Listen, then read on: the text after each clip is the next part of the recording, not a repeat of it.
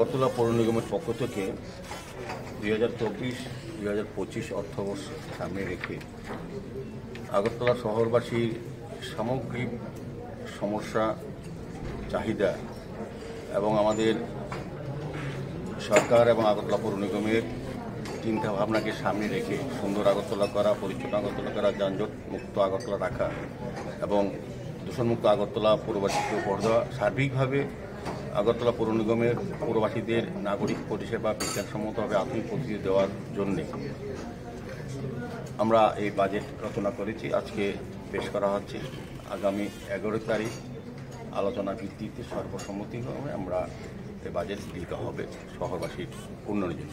তো মূলত এই বাজেটে বিভিন্ন দিক আমরা সামনে রেখে কাজ করেছি। বিশেষ করে শহরের উন্নয়ন, ড্রেন, রাস্তা, আলোর ব্যবস্থা করা, নিকাশি ব্যবস্থা উন্নত করা, যাতে বৃষ্টি হলে পরে আগরতলা শহরে কিছু কিছু অংশে এখনও কিছু সময় জল থাকে, তা নিকাশি ব্যবস্থা উন্নত করা হচ্ছে, আগরতলা শহরকে আলোকিত করা হচ্ছে এবং এখানে বিভিন্ন বাজার, বিশেষ করে আপাতত 4টি বাজারকে সামনে রেখে আমরা কাজ শুরু করার চিন্তাভাবনা করেছি। দ্বিতীয়ত আমি বলবো, সার্বিকভাবে বিভিন্ন প্রকল্পগুলি যেগুলি গত বছরও কাজ শুরু করেছিলাম, কাজগুলি শেষ করা। নতুনভাবে আমরা আগরতলা শহরে যেহেতু স্মার্ট সিটি, পৌর নিগম এবং নগর দপ্তর এবং পূর্ত আমরা একসঙ্গে কাজ করছি, তো আগরতলা শহরবাসীরও একটা চাহিদা ছিল একটা কফি হাউস করা আধুনিকভাবে, যেটা অন্যান্য বড় বড় সিটি থাকে। আমরা চিলড্রেন্স পার্কে অলরেডি কফি হাউসের প্রস্তাব নিয়ে কাজ শুরু করেছি।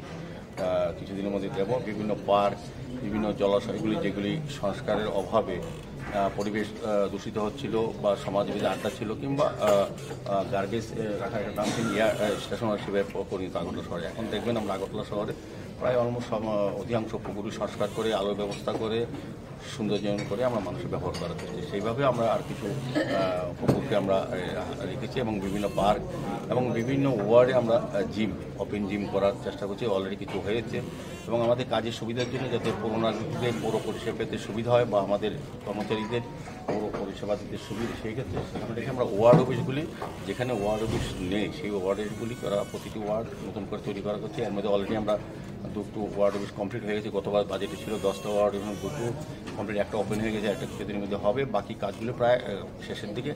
প্রায় যে ওয়ার্ডগুলি আমাদের সরকারি জায়গায় আছে, আমাদের পৌর নিগমের ছিল, সেগুলি আমরা সংস্কার করছি, যেগুলিতে সরকার অভাব ছিল। দীপকদা, পরিশোধিত পানীয় জল একটা মূল সমস্যা এবং মশা উপদ্রব, এই দুটো ক্ষেত্রে কি ত্রাস দিচ্ছেন আপনারা? না, পানীয় জলের ক্ষেত্রে আমি বলবো আগামী 1 বছরের মধ্যে আগরতলা শহরে কিছু কিছু জায়গায় পানীয় জলের কিছুটা সংকট আছে। সেক্ষেত্রে আমরা আমাদের জল বোর্ড, আমাদের DWS এবং আমাদের পৌর নিগম প্রায় 47টা নতুন IRP মডেল, একদম মডার্ন, আমরা প্রায় 24-25টা অলরেডি কমপ্লিট হয়ে গেছে, কিছুটা কাজ চলছে। আমার বিশ্বাস এবং ধারণা যে গতিতে কাজ চলছে, আমাদের রাজ্য সরকার এবং পৌর নিগম যৌথভাবে কাজটা করছেন, জল বোর্ড সহ। তো সেক্ষেত্রে আগামী কয়েক মাসের মধ্যে অনেক জায়গাতেই জলের ক্রাইসিস কমে যাবে। আর মশার যেটা কথা বললেন, সেক্ষেত্রে আমি বলবো আমাদের দপ্তর থেকে প্রতিনিয়ত, প্রতি মাসে, প্রতি বছর, সারা বছরই মশা যাতে বৃদ্ধি না পায় সেক্ষেত্রে আমাদের কাজ করা হচ্ছে। এরপরও স্পেশাল ড্রাইভ দেওয়া হয় মাঝে মধ্যে, আমাদের রাজ্য সরকার স্বাস্থ্য দপ্তর থেকে উদ্যোগ নেওয়া হয়।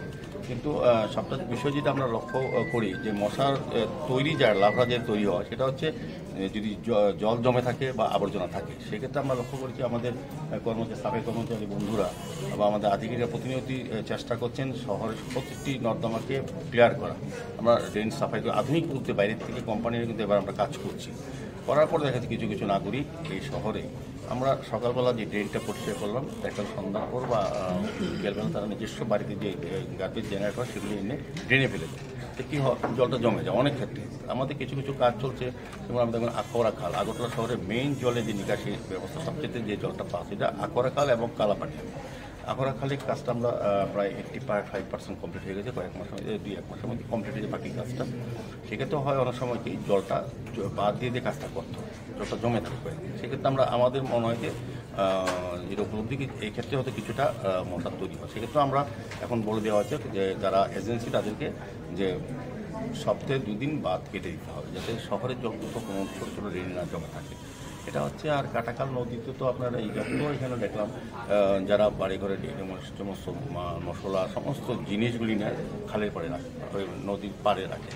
কিন্তু নদী তো জলের স্রোত নেই, জলের সে ফ্লো নেই, সেক্ষেত্রেও কিছু কিছু মশার উপদ্রব হচ্ছে, সেটা একটা ভূমিকা নেই। তো সেটা সবাই লক্ষ্য রেখে যাতে পৌরবাসীকে মশার যন্ত্রণা থেকে মুক্ত করা যায়, সেদিকে আগরতলা পৌর নিগম এবার বাজেটে আমরা কিছু কিছু নতুন নতুন মেশিন কেনার ব্যবস্থা করেছি, ফগ মেশিন আরও যাতে বৃদ্ধি করা যায়। আর শহরের নিকাশি ব্যবস্থা যাতে আরও ভালো হয়, যে জায়গায় শহরে কিছু কিছু প্রাণকেন্দ্রে এখনও 1 ঘন্টা 100 ঘন্টা জল থাকে, সেই কারণে আমরা 3টি বাজেটে ধরা আছে, 3টি নতুন পাম্প। একটা হচ্ছে শকুন্তলা রোডে হবে, একটা রামনগর 4 নম্বর হবে, একটা সৎসঙ্গ আশ্রমের সামনে হবে। 3টা আমরা খুব আধুনিক মেশিন পাম্প মেশিন বসাতে। আমার মনে হয় শহরে যে ছোটোখাটো জল জমে জায়গাটা এটাও কিন্তু কমে যাবে। তা আমার গত বছর আমরা আমাদের পৌর নিগম দায়িত্ব নেওয়ার পর বা আমাদের সরকার আসার পর 2018-তে আমরা কিন্তু আগরতলা পৌরবাসী, বিশেষ করে বনমালীপুর, ধলেশ্বর, শিবনগর, জয়নগর, রামনগর নির্মাঞ্চলে যে জল যন্ত্রণা ছিল মানুষের, সেটা কিন্তু আমরা শেষ করতে পেরেছি।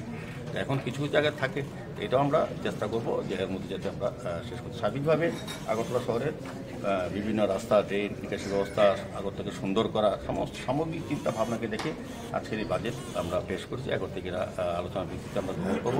আমার বিশ্বাস এবং প্রত্যাশা যে বাজেট আমরা প্রতিদিন আগরতলা শহরবাসীর যে চাহিদা বা সমস্যা, সেটা নিরসনে কাজ করবে। পাশাপাশি কেন্দ্রীয় সরকার এবং রাজ্য সরকার বিভিন্ন প্রকল্প, বিভিন্ন দপ্তরের বিভিন্ন আর্থিক সহযোগিতা, যেহেতু কেন্দ্রীয় সরকার আমাদের সঙ্গে আছেন, আমরা সহযোগিতা পাচ্ছি। আমাদের রাজ্যের মাননীয় মুখ্যমন্ত্রী প্রফেসর ডক্টর মানিসা নীতিশ সরকার এটা আমাদের পৌর নিগমকে সহযোগিতা করছেন। সার্বিকভাবে আমরা কাজ করে আমার মনে হয় আমাদের বাজেটে যে টাকা ধরা হয়েছে, যা খরচ রাখা হয়েছে আগরতলা শহরবাসীর উন্নয়নের জন্য, এটা যথেষ্ট। তারপর আমাদের আজকে আমরা 416 কোটি টাকার আমরা 15 কোটি টাকা 97 লক্ষ টাকা আমরা বাজেট আজকে পেশ করি। 2023-24 কত ঘাটতি কত টাকা? 2023-24 আমরা করেছিলাম 397 কোটি 10,000 টাকা। ঘাটতি তখন ছিল আমাদের 396 কোটি 43 লক্ষের বাজেট করেছিলাম, খরচ ধরেছিলাম আমরা 397 কোটি 10,000 টাকা। ঘাটতি ছিল 25 লক্ষ 22,000 টাকা। আর এইবার আর 55 লক্ষ। এবার হচ্ছে আমাদের ঘাটতি হচ্ছে 76 লক্ষ 75,000 টাকা। তো সেটা আমার নিজস্ব আয় থেকে আমরা গত বছর নিজস্ব আয় অংশ যেটা আছে, বিভিন্ন কর, বিভিন্ন বিজ্ঞাপন আমরা যা পাই, সেক্ষেত্রে এবার লক্ষণ আমরা ভালো দেখেছি। গতবার থেকে এখন অবধি যে টার্গেট আমাদের রাজস্ব আদায়ে, সেটা অনেকটা বৃদ্ধি পেয়েছে। কত টার্গেট নিয়ে কত এখন ফুলফিল হয়েছে টার্গেট?